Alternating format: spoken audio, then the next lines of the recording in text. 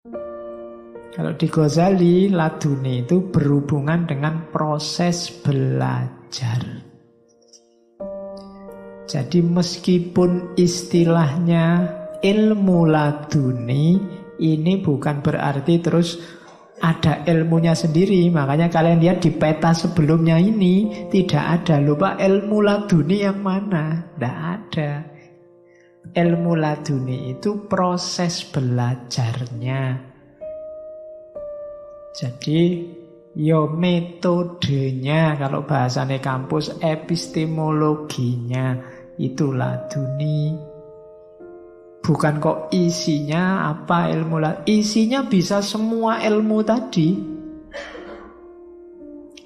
Apa ada Pak ilmu laduni yang isinya fisika misalnya? Sama Allah dianugerahi ilmu fisika. Ada.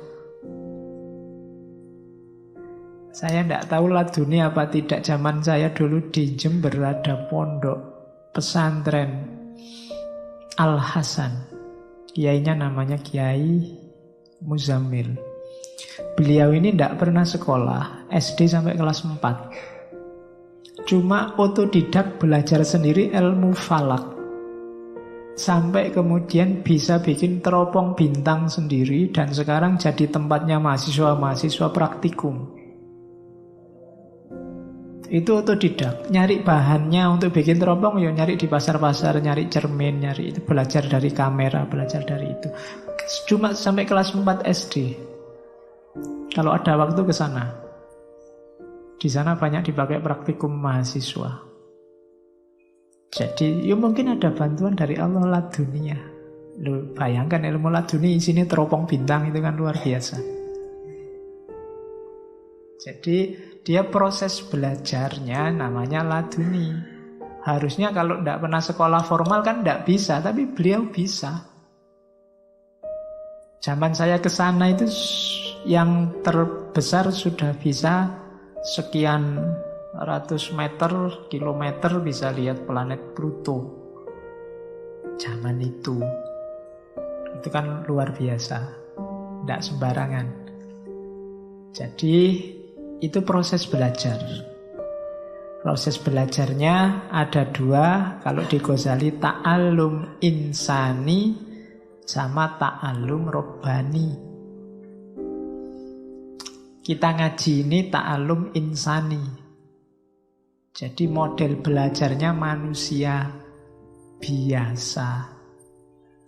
Jadi karena kita manusia biasa, ya modelnya ya biasa-biasa. Isinya berpikir, belajar normal, baca buku, mendengarkan kajian, diajari orang lain, dan seterusnya. Itu ta'allum insani. Ia dapat ilmu, dapat pengetahuan, cuma kayak tadi sifatnya tidak hakul yakin, informatif sifatnya. Beda sama ta'allum robbani. Ta'allum robbani ini dianugerahi. Kalau di Ghazali jenisnya dua, ada wahyu, ada ilham. Jadi kalau wahyu untuk para nabi, kalau ilham untuk manusia biasa seperti kita.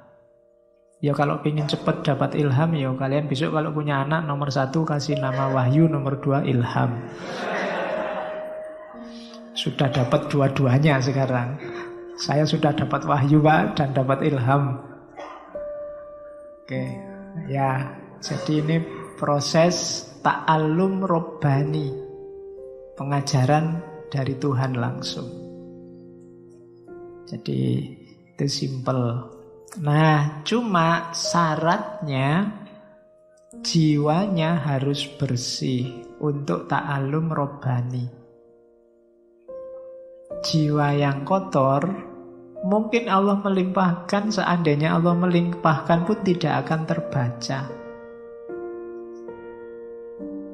Kayak kita tiap sholat berdoa ihdinas siratal mustaqim, mungkin Allah sudah ngasih hidayah, menunjukkan jalan yang lurus. Kok kamu tidak ketemu-ketemu jalan lurusnya, mungkin petunjuknya Allah tidak terbaca. Kalau dilihat betapa sayangnya Allah pada manusia, insya Allah kalau kamu membaca Fatihahnya serius, itu kamu beneran sama Allah dikasih petunjuk. Dikasih petunjuk jalan yang lurus. Kenapa tidak terbaca? Kenapa kamu masih kebingungan? Mungkin karena jiwamu gelap. Ya kayak ruangan yang gelap itu loh. Seindah apapun isinya tidak kelihatan. Maka kita butuh jiwa yang jernih, katanya Ghazali. Bahkan katanya Ghazali, jiwa yang jernih itu sudah luar biasa isinya. Sudah banyak sekali anugerah pengetahuan dari Allah.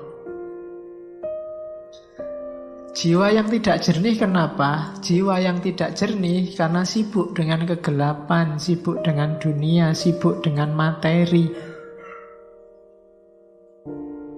Analoginya Ghazali kayak mendung yang menutupi matahari. Kalau mendung menutupi matahari itu kan bukan berarti mataharinya tidak ada. Jiwamu yang asli itu terang dan jernih, cuma tertutupi oleh dunia. Maka kita harus belajar diawali dengan menyucikan diri. Tahapan pertama pembelajar itu membersihkan jiwa. Kalau versinya Ghazali, baik ta'alum insani maupun ta'alum robbani. Kenapa? Karena ya kayak dulu ya di syairnya Imam Syafi'i itu, karena ilmu itu nur. Jadi annal ilma nurun wa nurullahi la yuhdali asin. Dan cahayanya Allah tidak akan bisa jadi petunjuk bagi orang yang suka maksiat, karena maksiat membuat hati gelap. Kalau hatimu gelap ya hidayah seperti apapun tidak akan terbaca. Bukan Allah tidak ngasih, kamu yang tidak bisa baca. Jiwamu gelap. Maka syaratnya orang belajar yang pertama membersihkan jiwa. Atau kalau jiwanya sakit karena dunia, menyembuhkannya dulu. Makanya katanya Ghazali, penting syaratnya orang belajar itu mengenali penyakit jiwanya. Jiwamu ada penyakit apa yang menggelapkan? Dikenali dulu, terus diobati, baru kamu belajar. Kalau tidak ya susah. Cahaya masuk.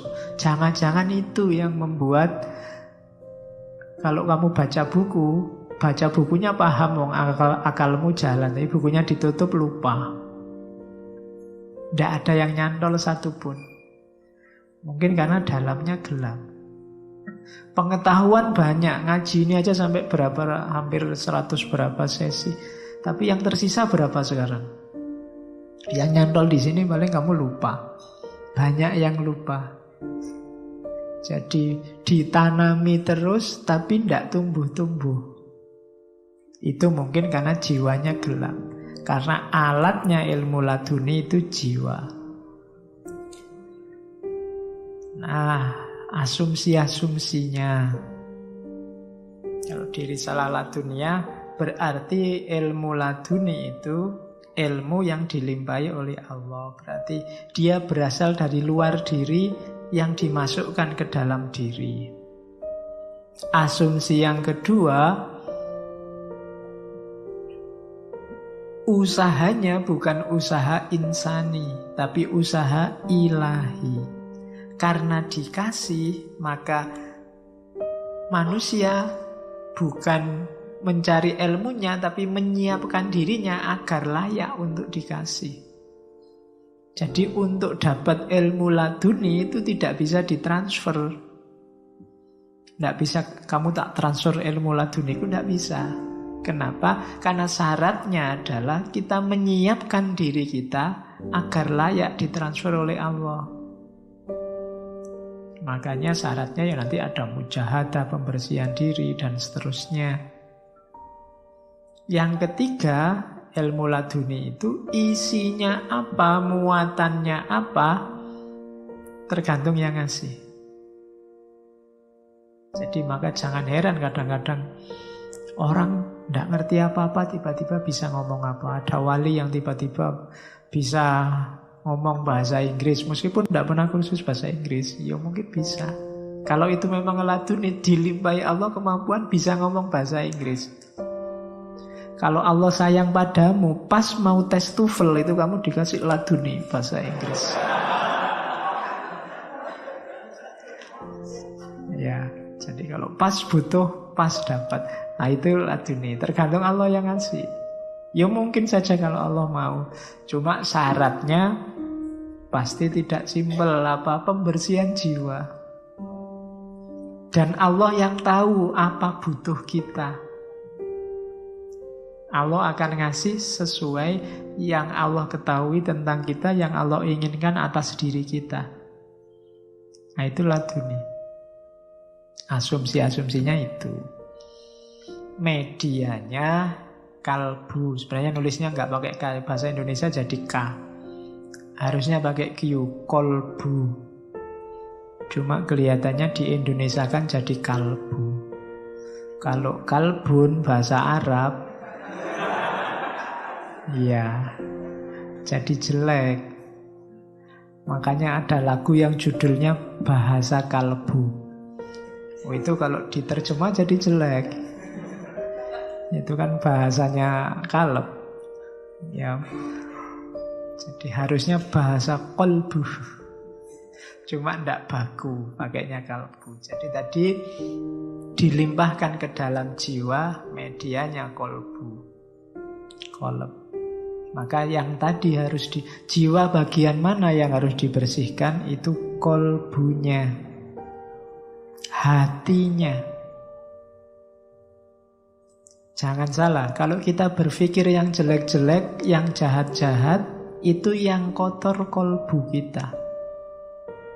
Kalau kita melakukan maksiat, yang melakukan tindakan fisiknya, yang kotor kolbunya.